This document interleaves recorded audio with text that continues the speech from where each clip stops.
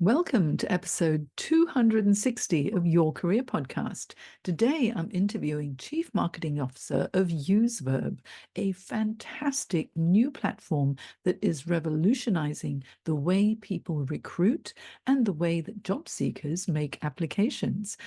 I'm speaking with Michael Smith, who is the Chief Marketing Officer of UseVerb, a family man, world traveler, and community contributor. He is a seasoned professional with over 2 decades of experience in the oil and gas industry, contributing to giants like Woodside, ConocoPhillips, and Shell.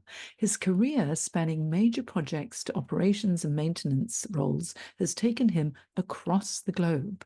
Now, after years of pursuing titles and egos and achievements, Michael experienced a profound shift in perspective. He realized that true success lies in impact, purpose, and authenticity. This epiphany led him to UseVerb, where he found a harmonious alignment of values and vision, a platform emphasizing personal interactions like smiles and handshakes, celebrating the human aspect in professional communications. As Michael embarks on this new chapter with UseVerb, his journey represents not just career progression, but personal transformation too. It's a story of aligning work with values and serving as a beacon for those aspiring to make a real difference in the world. And let's welcome Michael to the show. Hi, Mike. Hey, Jane, thanks for having me. This career podcast is all about career transitions, and you've got a really interesting one. So, just to kick us off, what were your early career aspirations when you were just a little boy? Oh, wow. Look, I had a fascination with space, but speed. I actually wanted to be in the Air Force. I wanted to be a jet pilot, Ah, fighter pilot, but that sort of stopped a little bit for me because of my I had a chronic asthma or chest condition, and it sort of inhibits you being able to move into that industry. But I've just got a fascination for speed and efficiency and precision. So everything to do with Formula One, everything to do with jet fighters, everything to do with mechanics. Love pulling things apart, but I love knowing how things go back together. So there's a real understanding in terms of even my nature in athletics. It's all about sprint. It's all about go to woe, get it done right, do it right first time. So I'm not very much a 9 to 5 kind of guy. It's almost like there's a problem, let's go and solve it. So it has to be done in the most fastest, efficient way possible. oh, I like that. Fast and efficient is very important, isn't it? But also just having a look at all of the content that you share and watching Mm, some of your videos, energy comes through. Energy and passion really comes through. And so I started to check out your career history, and I thought, now this is interesting. You're the chief marketing officer of UseVerb, which is this incredible startup that's growing exponentially. However, you have an oil and gas background. You're an engineer. And so mm, how does this compute? How does an engineer, which is all about analytics and, well, I suppose with marketing, it's data and yeah. analytics too. However, it is a different skill set, isn't it? So tell me about so from Formula One and athletics and jet pilots and all those dreams in the early days, you decided to go into engineering. Tell me the story. Yeah. So look, even first before that, I wanted to go into architecture. So I love drawing but again, I love the precision, but I went into civil, chose mechanical because it was more my wheelhouse. I love cars, I love muscle, I love engines. But I think with the doing my trade as well, I've got a fitter and turner trade. And I've also got my profession. So there was a mutual hands-on and theoretical understanding. But even from the younger years, my parents would always see me like pulling things apart. All my toys straight in with the screwdriver, pull it apart. But it was the fascination of like how things go together. And I think with what was in front of me in terms of delivery and the physical aspects of business and delivery of work, that moved me into a very accelerated position in delivering through others and understanding how people go together. Mm. And look, coming from a very big, lovey, kissy Italian family where everyone's friendly, I know how to relate. And I think in life, if there's so much you can do on your own, but you can do so much more with others. Mm. And I really learnt that gift. And one of my nicknames at Shell was Magic Mike, because I was the president of the social club. But again, being able to bring people together and looking at all the aspects of the company through leadership, diversity, people, families. it was able to create a fabric. And as you know, it's a problem shared, a problem half. But by being able to work better with people and understand people and deliver through others, you can actually get more done. But that really set me up for when I went through Woodside, ConocoPhillips, into Shell, going to understand and use that skill set to even bring one of the largest gas facilities in the world onto station out of Broome, out of South Korea, and being a part of that that innovation was pretty exciting. And yeah, that's where it sort of hit that end of COVID, and that's where that sort of threshold crossover comes into what I'm doing now. Ah, so interesting. So with that innovation and really being more hands-on in the earlier part of your career, how did this opportunity with UseVerb come up? Because you're now the chief marketing officer, and with that very solid engineering oil and gas background, the transition initially you think, how did that happen? So what happened just before COVID? So I had a bit of a Moses moment. I was at a point in my life where I think everyone, it was a great reset. We're looking for a new normal. We're looking for a new pattern. And I think because the world slows down, I think there is a blessing behind COVID where you're sort of like, why do I do what I do? And you can chase egos, you can chase out titles, and being very ambitious in where I was at and what was the next job, what was the next promotion, what was the next. There was an opportunity to become an expat, move overseas, but it really reset me in terms of like what is important, and becoming a dad's probably been one of the most best things I've ever done. I mean, Oh, I yes. wanted 5 kids, but the wife said, no, you can stop at 3. But I think you see the world differently. It's not about me. It's about others. It's about people. And our motto on our shirts is speak life. And the transition came from a very close friend of mine when I was 17, a drinking buddy called Paul Duca. He is actually the founder of UseVerb. He's the CEO, and he's a top 40 under 40. He's an Ernest Young Award, Engineer of the Year twice. He was doing some cutting edge innovation in robotics during pre-GFC. And we'd always had a mutual respect for each other where I went off to do my thing. He went off to do his thing.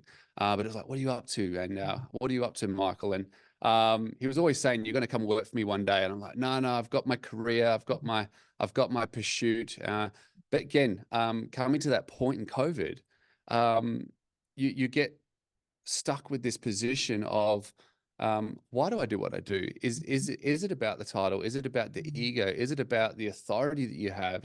And you hear people in this day and age, Jane, where people say, what do you do? Like what? It's not who you are. It's not about the person. It's like what it's a title.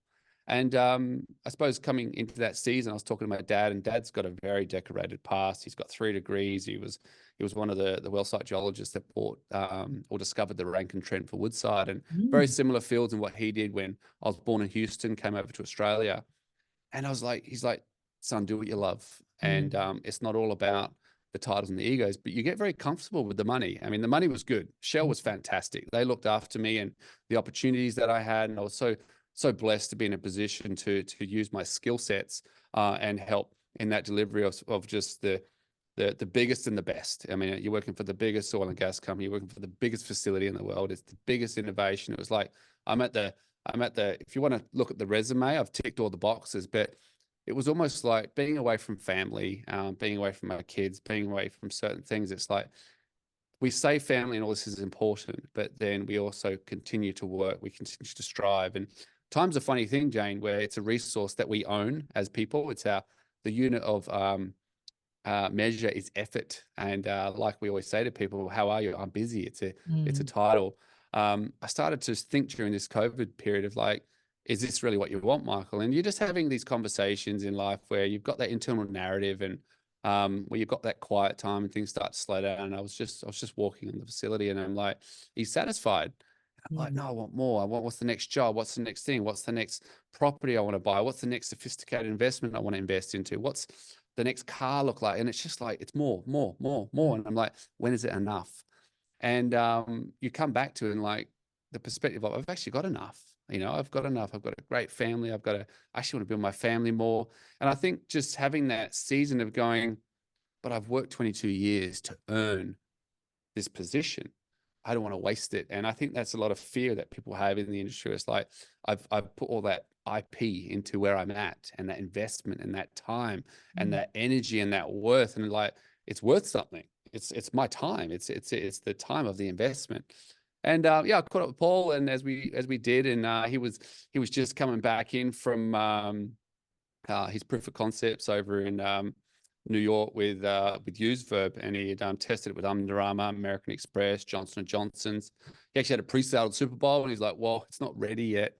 And he came back to Australia, and we started catching up again. And I was just so interested in what he was doing, because it was fresh, it was disruptive. It's privately owned. There's no seed funding in there. There's no one disrupting the company, trying to fracture it. And I was just telling him about my journey, and he's like, "Why don't you come work for me?" Now And it's the time. I was like, oh. And I think it was just the perfect time. I had a Moses moment. I'd been in the wilderness for 40 years, and it literally was 40. And I was like, I don't know if I can do what you want me to do, because that was my IP. That was my technical. That was my professional.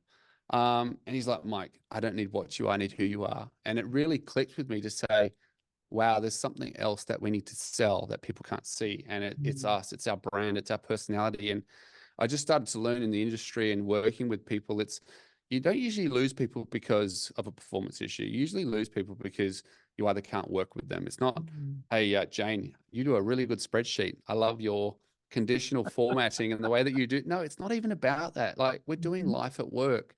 And I think when Paul's dream of, even when he conceptualized the proof of concept during his robotics company, the position he was met was with about, I don't know, 800 engineers wanted to come work for him, because it was cool robotics. I mean, it was wicked what he was doing, and everyone wanted to come work for him. And everyone's like, I'm an engineer. I wear a checkered shirt. I've got the chino pants. I've got the R.M. Williams boots.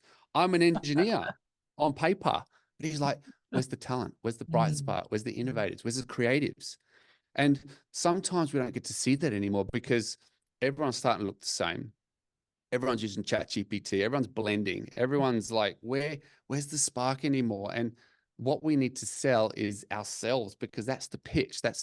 I'm the hard worker. I've got the right attitude. I can bring the vision. I can bring the energy. I can bring where we're going. Whether you're introverted or extroverted, that is what's unique to you. And I think that's what we're missing. So being in that season, I was like, stuff it. I was 4.5 years into that role, and at that time, the company was going for a reshape, and there were sort of options to look at and explore.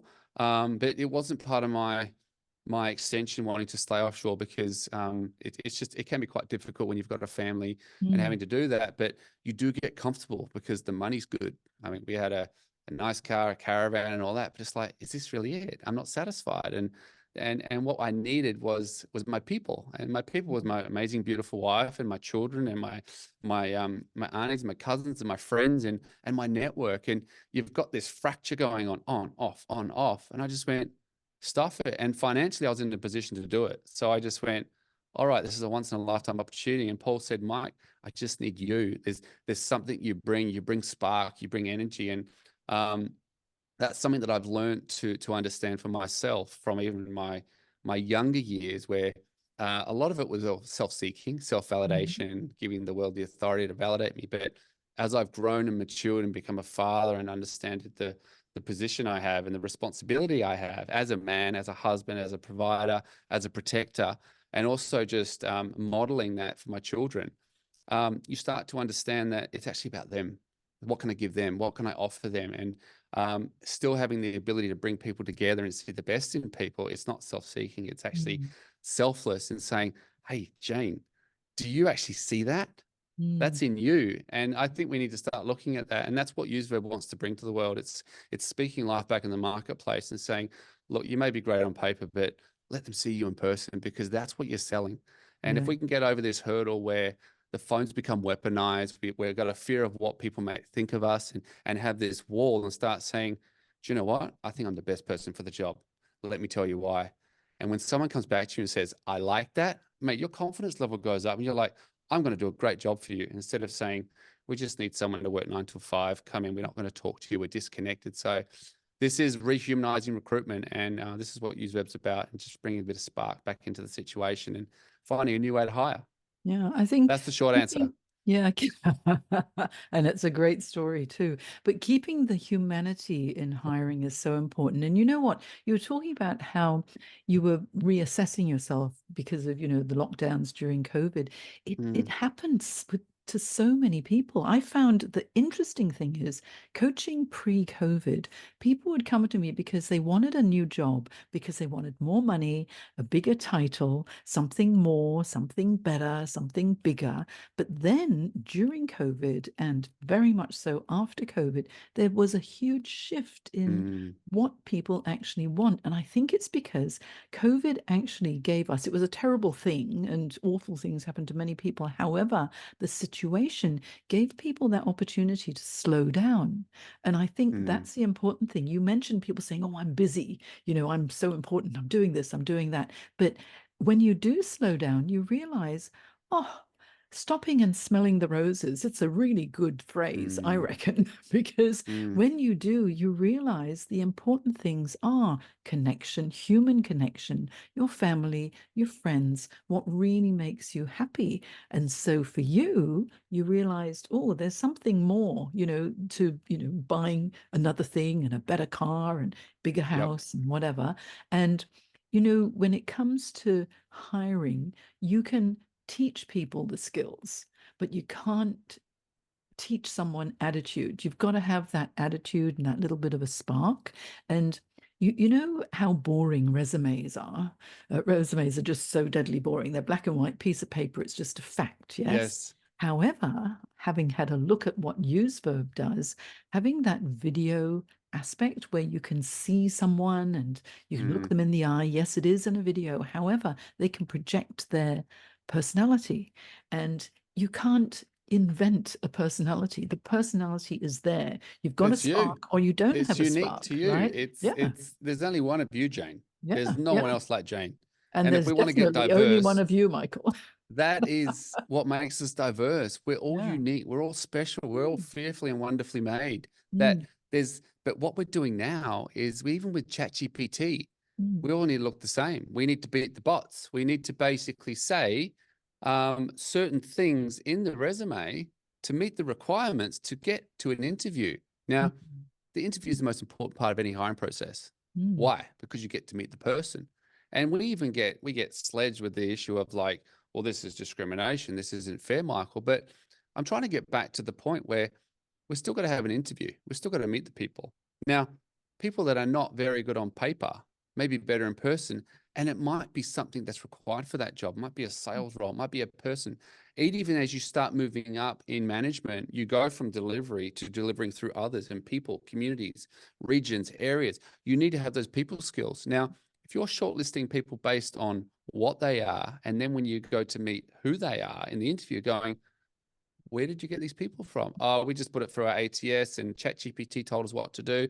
And that was it. Like the human factor needs to be brought back into it. So all we're saying is personality first, resume second, and grabbing that point of data that you want in the interview, putting it into the resume, putting it to the application, and having a more well-rounded hiring approach. So you as an employer can say, I get to meet all my candidates in less time on the interview. I get to meet you before I meet you in person.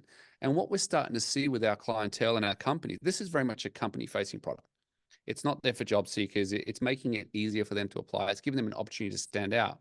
But the pain point that companies are seeing at the moment when they're seeing a lot of resumes coming in written with ChatGPT, even if you do write it the right way, someone's still looking at it and they still look mm, the same. I'm great, you're great, he's great, she's great. Where's the point of difference? And the only way to validate that is actually when you meet the person, when you actually do the numbers. And even with all the cleverness of Seek, where you actually feed resumes in there and it gives you all the jobs you can apply to. Do you know what mm, the biggest pain point happening with companies now? I'm a person, I can apply to 50 jobs within 10 seconds, quick mm, apply. And you get 50 applications from 50 people. That's 250 applications for people that don't even know what they're applying to. And when you actually ring them up and say, hi, it's Jane from the careers coach. Thank you for applying to the job. Sorry, where are you from? How mm, much are you paying? Sorry, I'm not interested. And it's That like, wow, happens all the time, and it really is a bugbear. It's frustrating, isn't it? And it makes it so hard for recruiters as well as hiring managers. And, when you think this person looks great on paper, you pick up the phone and they go, "Did I apply for that role?" we don't know because It's it's just getting it's too so easy. frustrating. But we're finding the people that do the video want the job. Mm, You're putting a little bit of effort in. And do you know what it was? We had a sales rep role where we put it through Seat. We had like mm, 960 applications. And I started looking at the resumes and I was just looking for a picture. I was looking for a mm, person. I had pink paper, I had blue paper, I had round paper, I had yellow paper, I had square paper. Like it was all different, but it all became a blur because it was like the Matrix. And I was just like, bugger this. I'm actually going to go and create a job ad on our platform.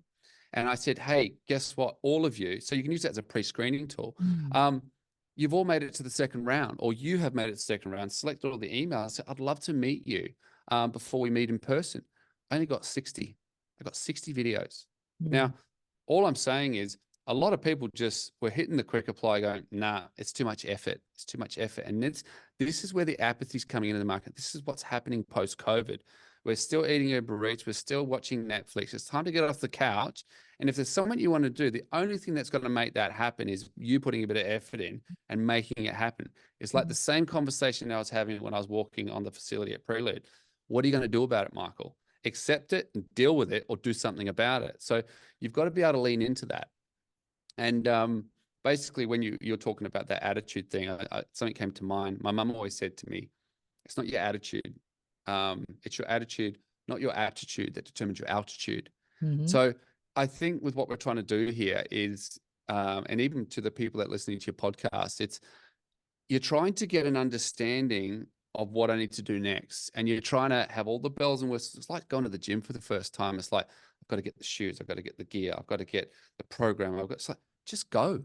Mm. Make the first step and start to look at it. Okay, lean into the decision, lean into what the options look like. Go and speak to someone like yourself and say, hey, Jane, I'm just trying to figure out what I need to do with this idea, this thought, but don't close it because there's something inside of you that's saying, I want more. And the money doesn't cut it. The ego doesn't cut it. The title doesn't cut it. And if you don't lean into that, what actually happens is that something dies inside of you. You become bitter, you become twisted, and it's like, just going to go work, do my job. And it doesn't become something that you enjoy doing. You lose the passion, you lose the life, you lose the fire, And it happens to and it too doesn't bring you many to work. people. It happens to too many people as they go through their careers, and very often they veer away from what their true career anchor is, and that's because they didn't know what it was in the first place. And they get tapped on the shoulder, and they say, "Oh, someone says, oh, here's some more money, here's a better title," and you think, "Oh, sounds like a good idea at the time." And then every time you say yes to something without giving it enough thought about Mm, whether it's truly the direction you want to go into, then you keep veering further and further away. Then you get to midlife crisis and you think, oh, this wasn't my plan, but it wasn't you didn't even have a plan to start off with. yes, But you yeah. know what I like about what you said earlier about if people think, oh, it's too much effort to do a video, well, that shows your attitude, doesn't it? It's like, do you Does. want the job or not? If Mm, you really want to work for this organization, you want to put your best self forward. And having that opportunity, and the way, from what I understand, how UseVerb works now, having had a look at it, is you make it so easy for people to create their video, to upload it. It's mm, just there. So just do it. And if you want yeah. the job, just do it. And if you're afraid to talk to people, well, you're absolutely right. With every role, you need to be able to communicate. Communication is key in just Mm, about everything that you do. Even if you're an analyst and you're always in front of a computer, at some stage you're going to need to present your findings to someone. So that communication is important, isn't it? So I think oh, the absolutely. opportunity that UseVerb gives for job seekers is excellent, but then also helping employers when they're doing the hiring, that's gold, isn't it? Mm. Look, to get into even the brokenness, I think where the world's at these days, we are craving connection. We are literally craving it. And if you don't have it, you want it. But we're trying to find the people that we can be safe with. I heard a talk the other day about positive toxicity. Mm, Toxicity. mm, It's just like everything's fake. everything's gossip. I'm building a relationship with you through someone else. I'm hotwiring Mm. connection. And Mm. what we want is depth. We want those people we can be vulnerable with, but you've got to find your safe people, Jane. You don't Mm. just go and share your hearts and minds with Yeah. everyone. It's like, Yeah. these are my safe people. These are not my safe people, but these are the ones that build me up. These are the ones that pull me down. Mm. Go and stay with these people and let them build you up. And if you haven't got that community around you, go and find people, even like yourself. It's Jane. You need that. You need the experts to say, look, I Mm. need a bit of help here. What do I do with this thought? How do I lean into that? Mm. And we've got to make sure that we start looking after people, because the human connection, we're trying to fabricate everything through disconnected products. We're more connected than ever digitally, but Mm. we're more disconnected than ever relationally. Facebook is about building relationships. Twitter is about having an opinion. Pinterest is having an idea. Instagram is about capturing a moment. I mean, what are we trying to do here? It's doing something, but it's not doing it in the way that we want it, because the human connection is built by doing this. I got Mm. to give you my time. You give me your time. I feel value. Thank you very much. We've built a relationship. And the more you do that, the more I trust you, the more that I understand you, the more that I see you. I want to walk with you. And even I was on a podcast yesterday, Mm. um, just talking. You've got to make sure you've got people in your lives that you're walking with, that are walking your story. And in everything has a season. The season that I was in has set me up for the season I am in. Everything I learned in the oil and gas days has prepared me for the season I'm walking into, my SaaS product technology phase. But it's all relative, and it's all about handing down and passing on. But it's not about the titles, and it's not about the egos, because once that's gone, it's gone. You Mm. can't come back to work tomorrow and go, I need a pat on the back. Where's your people? Where's the people you're walking with? Where's your story? And when you want to tell the story, you're like, I don't want to, because no one's been journeying with me. You don't know what I've been going through. You don't know where I've been. So just start having those conversations with the safe people. Mm. Start leaning into that, because your narrative is different to their narrative. And sometimes they see something that you don't see. And wherever your head's at, even with mental health these days, go and find someone that says, do you know what? I really like that about you. Oh, I didn't even see it. So let's just turn that around and show people and say, hey, this is me. I like that. I don't need to be a high-end influencer. I don't need to have all the fame. Warts and all, this is me. And let's get real. That's what UseVerb's about. And that just takes away the fake, the high-end, like we call it TikTok for jobs, but it's an authentic video, Mm. which says, I like that. And it's in the application. It's not interview screening. It's literally, I become the cover letter. I mean, cover letters suck. I mean, I don't even know if anyone actually reads them. They just look at me. This is what, but the video says so much more. And when you really get down to it, Jane, would you rather watch the movie or read the book? You watch the movie because you don't have time to read the book. So let's make it faster and easier for people to apply and see what they really need to see. Let them go with their gut to make more informed hiring decisions, to then do the due diligence, to look at the skills and then the experience, to then make a well-rounded decision around, I think we've got someone real great here. And I tell you what, when they come in for the interview, you're like, oh my gosh, I'm so glad I've met you, because it really feels like we've set the right person. And we've Mm. got companies even telling us now, we don't have to interview anymore. What took us 2 months takes us 2 days, because we're going with something that makes sense. But having that ability to watch a 27-second video, which is the limit, to have a first introduction goes, there's something more than meets the eye right here. I want to know more, as opposed And to getting the and you shop know factor what's in the interview. Yeah, and you know what's so interesting about limiting the time is that it's very easy to tell a long, long story, a long meandering story. Boring. But to Yeah. get the essence of you in a short period of time, that's a skill as well. And so if you're able to deliver a message quickly, succinctly, and capture that essence, it's so important. And you know what you were saying about how people want to be seen and heard, and you need to have your people or your tribe around you. Yes. Most people, they leave a job not because they can't do the job, it's because they haven't been recognized by their Valued. managers. And yeah, exactly, Mm, feeling value. mm, Everyone wants to have their existence validated and mm. to be seen, because everybody matters so much, and too many people don't feel seen. And That's I think that's the issue with the next Mm. generation. It's Yeah. literally, we did a study. Do Mm. I matter? Yeah. Literally, whether I'm doing something stupid on TikTok to get Mm. someone's attention, Mm. it gives me value. Even if it's the wrong validation, Mm. it's given me attention. And like you said, people will stay in a toxic environment, even if it's a place of belonging. It's the wrong belonging. It's a Mm. community. It's a presence. And if we don't start thinking about others beyond ourselves, I mean, we want it just as much as they want it. But sometimes we need to rise above that and say, instead of looking at what's wrong in people, because we create a lens, Mm. say, hey, thanks for what you did today. And that's to all your viewers here. If you've got some people that you value in your work and your business, go and Save speak them. into them, Yeah. lift them up and say, thank you for what you did there. It's small things that matter in life. And they're the ones that will give you the extra mile and the extra gain that you want in your business. Mm. You know what? One of the best managers I ever had was when I was in employment. I run my own coaching practice now, as you know, but this manager was amazing. Every time I would knock on her door, instantly she would look up and go, "Ah, Jane." And then she'd close her laptop and say, "Yes. What can I do for you? You know, what's up? What's on your mind?" And it was never, "Oh, I'm too busy." Never. And it was amazing. She was like that with everybody. So this was someone who really cared about her people. I had another excellent manager who, at the end of the day, there was a whole bunch of consultants all doing things, and he would look through the window, and we had like frosted glass, so it was clear and then frosted and clear and frosted, and he'd peek through and he'd have a look and know that we'd probably had a long day, and he'd go little thumbs up like that. And if I said, "Yep, I had a great day, it's fine," he'd go, "Okay," and then he'd be off and away. But if it was like, not a good day, and a little Yes. sad face, he'd come right in and go, "Okay, 5 minutes, let's get it off your chest and talk." And it was so good because it was somebody cared enough to spend that little bit of time with you. And I think Mm, that's the important thing.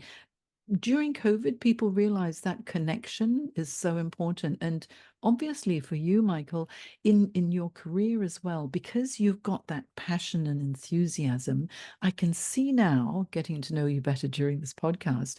Yes, you're an engineer by training originally, but you are so into the people connection, and that's what mm. marketing is all about.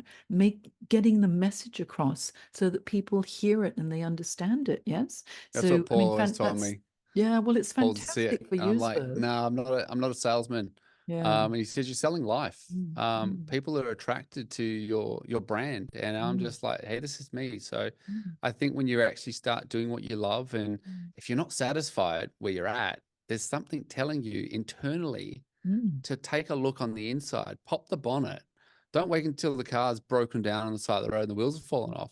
Just pop the bonnet and say, look, can you get an expert in like yourself, Jane, and say, can you just help me unpack this? What does it look like? What does it lean into? But it does come back to that busyness. We are just always busy, busy, busy. Mm. We've got to take time to slow down. I mean, I'm managing 3 time zones at the moment, and it is busy. We are scaling. We're doing one to many. We're reaching global domination. We're kicking off in America in about 2 months. New sales teams, dev teams are in Estonia, head of products in Hungary, marketing's in South Africa. We've got about Fantastic. 30 ambassadors around the world. Mhm. I've got to make time for what's important. I've got to come back to that hand. What's Yeah. important? And I've Mm, actually got to block time out and find those ways of coping and finding the people that build me up and support me. Otherwise, you burn out. But mm, having that time to think and talk through something and say, hey, Jane, thinking about having a career change. I don't really know what I want to do, but don't wait till you've hit that brick wall, because that's when it's hard to regroup. And don't pull the trigger on a job until you've got something else that you're ready to go mm, into, or you want to skill up, or you want to prepare for. Otherwise, it's not an easy transition, because you still have a responsibility, whether you got families or people or partners or financial commitments. That life still goes on, mhm, but it doesn't have to be as hard as you think it is. But I think sometimes the hard part of it is just to lean in and go, what does next look like? What does the next season look like? And just start there and make a step in that direction where you can explore that, entertain it. Because with the mind, as you start focusing on something, you start to attend to that information. It's mm. like when you buy a new car, it's like, oh my gosh, there's so many of You these cars you on the road. suddenly see them They didn't just everywhere. appear, Yes. they've always been there because you're focusing on that. So whether you're focusing on the wrong or the right, you've got to be really intentional around Mhm, looking into, leaning into what something may look like, and being excited about that, because it can actually be what gets you out of where you're at and moving forward to get excited about what that next season might mm. look like. You know what? I've already got ideas in mind for the next season for you. Right now, it's definitely UseVerb, but for you, as a motivational speaker, I can see you up there. You would be the most amazing inspirational coach. And I think that's going to be the next thing. Great. Next, Because Tony it's you, Robbins. yeah, well, you've got it in you. You've definitely got it in you. You've got the energy, you've got the attitude, you've got a huge heart as well. And that comes through so very, very strongly. So Thank I you. think it's wonderful for UseVerb because you're going to really make this grow exponentially. I love the platform. I think it's just the most brilliant thing since sliced bread. So tell me more about UseVerb. So for employers, they should use verb because. Yeah. So look, UseVerb is very much a company facing product. Look, we still continue to ask for the resume, the CV, the paper. I'm a job seeker, right? I've got to apply to a job with Jane. No worries, Mike. Just send me your resume and cover letter. I hit a wall with that, and I'm like, oh, I've got to go and type up a resume. I've got to put it in the right format. Look, it's required. But as an employer, we've got to start making ourselves look attractive because we keep asking the same thing. The job seeker keeps sending in the resume, saturating the market. Job seeker can't see you. You don't stand out. Boom, boom, boom. Mexican standoff. This is where we're at right now. The market is saturated with just noise. AI is coming in to make it better, but it's actually making it worse because it's removing more of the human connection. That's the biggest thing I can highlight here. We've got to put the human factor back into it, but it's our time. So what users really doing is helping with that time to hire where you can actually go and present yourself as an attractive company. Anyone that walks into a business that looks for an interview, they'll walk in there and go, can I see myself working here? And if you haven't got something that presents who you are as a company, it says what you are, what you're about, but not who, the people, the eyes, the ears, the faces. UseVerb allows you to bring that to life and give you a really slick way of attracting candidates, which actually says, I actually want to meet you.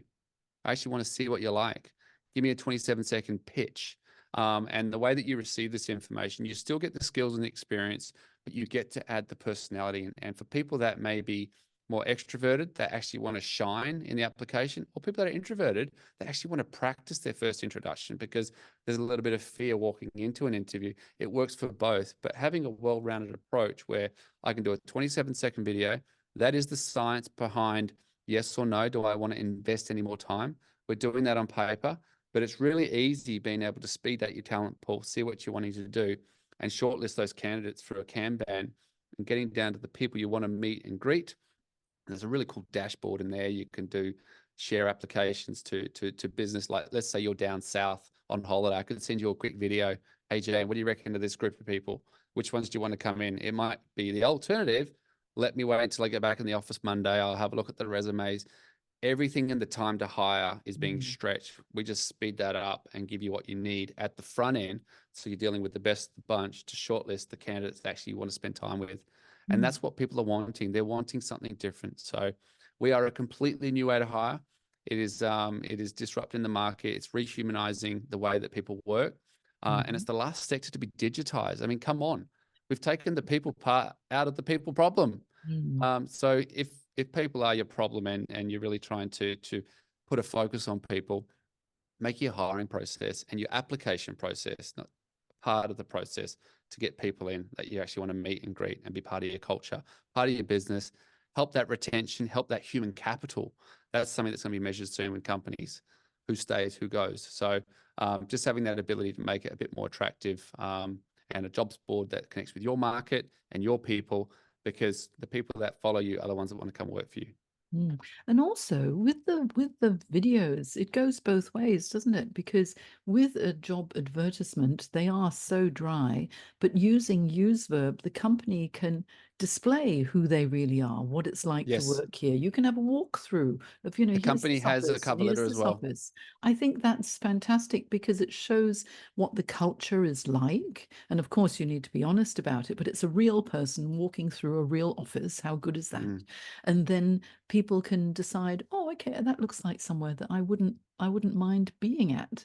And then they providing that video of what their personality is like. I was just thinking, for some people who are a little bit quieter and shy and are not that natural on camera, they might fear that, oh, I'm not out there and buzzy on video. But that's not what people are looking for. You don't always need someone who's out there and buzzy. You might want someone who's very detail oriented and quiet and paced in the way that they present Mm, themselves. And if that's the sort of person that you're looking for, and that's how they come across on video, that's good too. So I think for anyone who's thinking about presenting themselves, don't worry whether you are an extrovert and love being on video, or you're a little bit shy. If you are a little bit shy and quieter, let that side of your personality shine through on a mm, video as well, because everybody is looking for something a little bit different. I love the platform. I think it's absolutely fabulous, and I recommend that everybody listening to this to connect with Michael Smith. You'll find UseVerb and Michael on LinkedIn easily, and mm. useverb.com, right? That's Yes. where they can find out all about it. And I'll put the links in my show notes on janejacksoncoach.com/podcast when this goes live.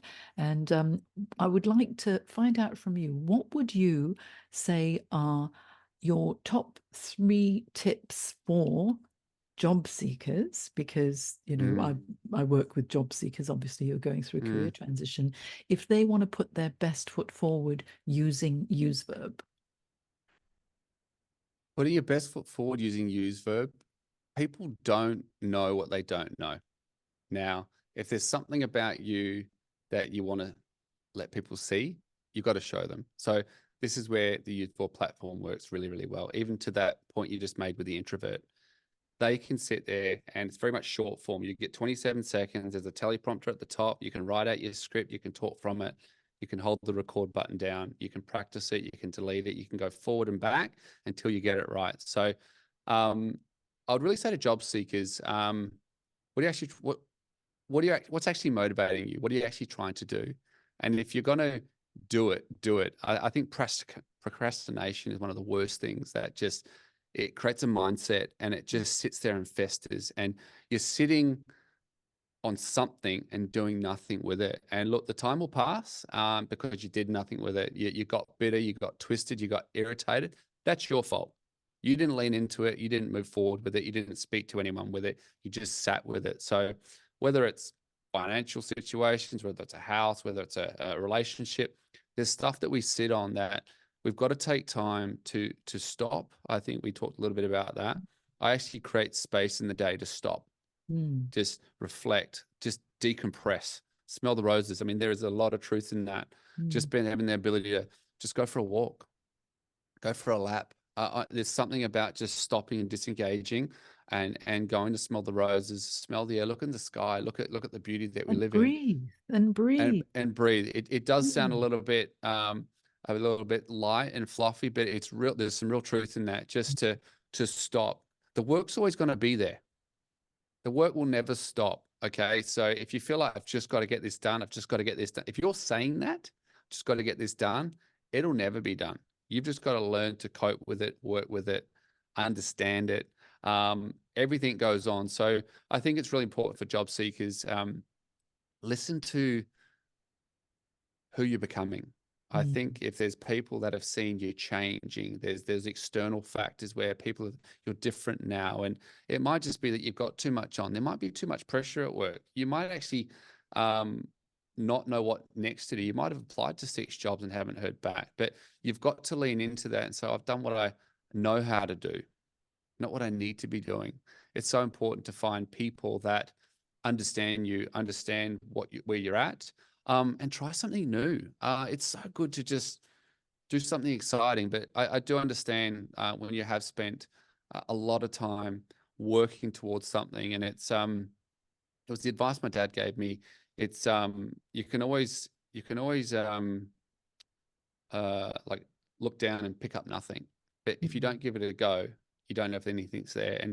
And having my dad's past life and his career, he got to the end of it and he was just like, I had a good life, son, but mm, do what you love, because there is a clock ticking, and it's the unit of measurement is your life. It's time. Time is your resource. So wherever your time goes, my mum said this to me, love is spelled Time. So if there are things that are important to you, start prioritizing them. And I think once you find that space to do what you want to do, what's good for you, you actually start to take control of your life back. And it might just be great. And I keep coming back to you, Jane, but I love what you do and I love what you're about. But just having that ability to go, I've got a question. I've been doing this for 22 years, but I don't know what to do next. And having someone that can actually unpack that and see, like Paul did for me, a Mm, skill set that you don't even know you have. mm. And then giving them, they give you the opportunity to walk in that and celebrate that. You're like, whoa, confidence level goes up, your ability to understand who you are. And the last thing I'd also say to job seekers, don't give the world the authority to validate you. It's not about going to work, getting a pat on the. I mean, this is a time for another conversation. I'll talk about that shift where I got burnt out. I went for a stress cycle as well, and that was in that first 40. Mm. Um, but learning to know what you're good at and what you're not good at. But don't go to work to get a pat on the back because it can be taken away in a heartbeat.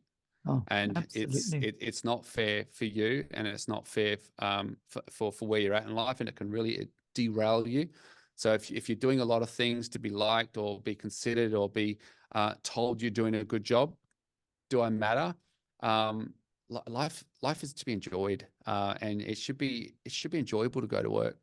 And if it's not, understand you need it for what it is right now, but lean into something else that may bring you what you need and the happiness you want. So that's just speaking life into all your viewers. And it's been a pleasure being on board, Jane. Oh, I love it. And you know what? Key takeaways. You know what I really like very much? Listen to who you're becoming. That's so important because people Not who can. you are. Yeah, no, it's listen to who you are becoming, especially if you're having a difficult time as well, because we can get very frustrated and angry, and then it becomes a way of life. And the other thing from your lovely mother, love is spelt Time. That is beautiful. I love that so much. I have loved talking to you, Michael. It's been so good. And I'm going to see you on the global stages, motivational speaker. Uh, coaching, senior executives into really becoming the person they were born to be. It's such a pleasure talking to you. Thank you so Yes. much for your time If today. I'm over your And way, I will come and see you. yeah, oh, definitely come to Sydney and let's have more than a coffee. We'll have a big lunch and a long talk. It'll be fantastic. Thank Love you so to. much. Bye.